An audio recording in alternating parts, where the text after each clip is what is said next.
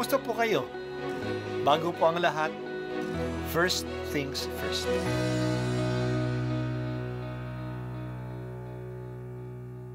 Good morning po. Sinisimulan po natin ngayon ang first things first. At dito po, tinatalakay natin sa unang bahagi ng umaga natin ay ang first readings na binabasa po sa banal na misa. Ito pong tinatalakay natin kasi madalas po marami na tayong alam tungkol sa gospel readings. Pero konti po ang nagsasalita sa first readings. Pero ang first readings, bahagi din po yan ng Biblia, ng banal na kasulatan.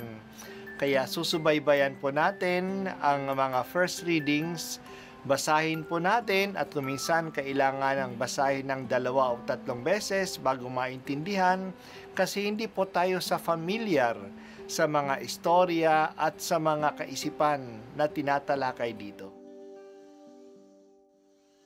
Ang pagbasa mula sa aklat ni Propeta Jeremias.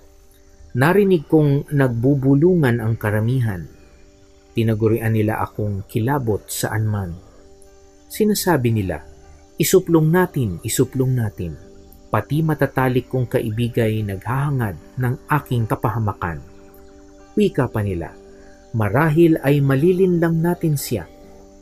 Pagkatapos, dakpin natin at paghigantihan. Subalit, ikaw ay nasa panig ko, Panginoon, malakas ka't makapangyarihan. Madara pa ang lahat ng umuusig sa akin. Hindi sila magtatagumpay kailanman. Mapapahiya sila sapagkat hindi sila magwawagi. Mapapahiya sila habang panahon. At ito'y hindi na makakalimutan. Makatarungan ka kung sumubok sa mga tao.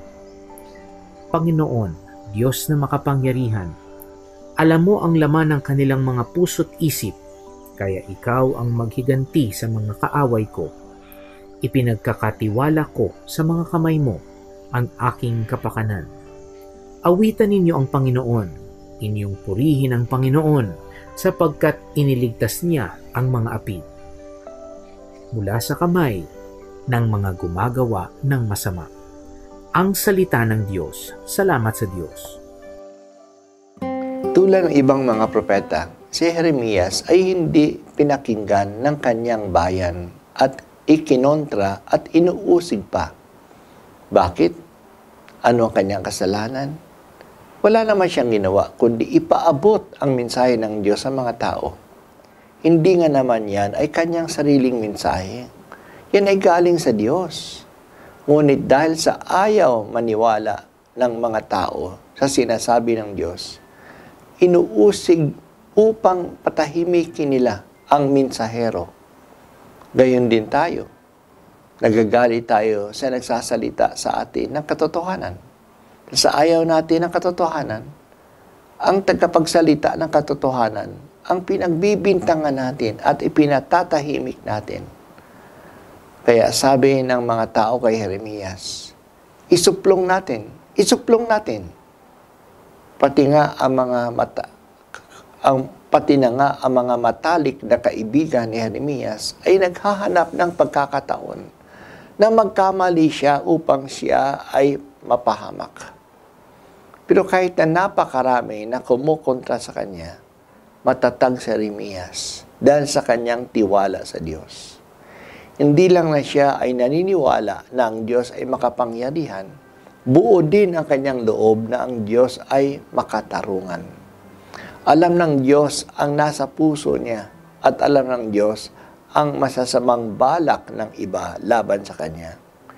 Hindi niya sila hahayaang magwagi. Ganon din si Jesus.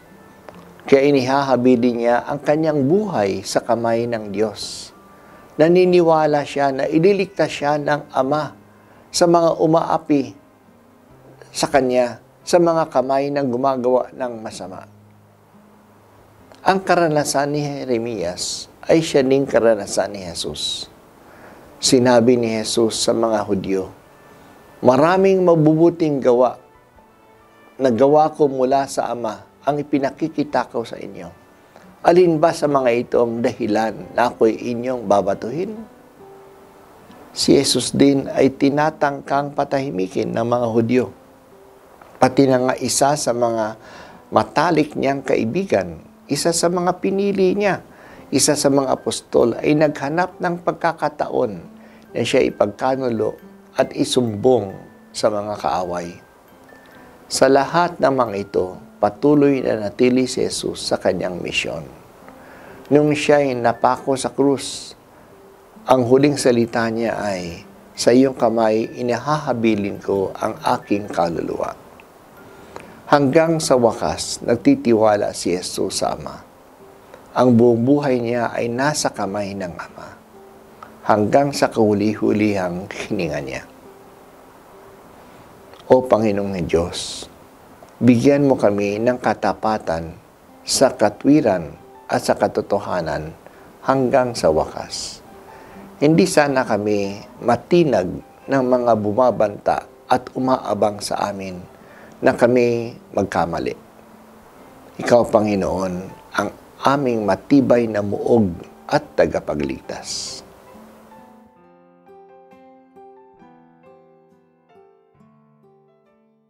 At ako po ay si Bishop Broderick Pabilio dito sa First Things First.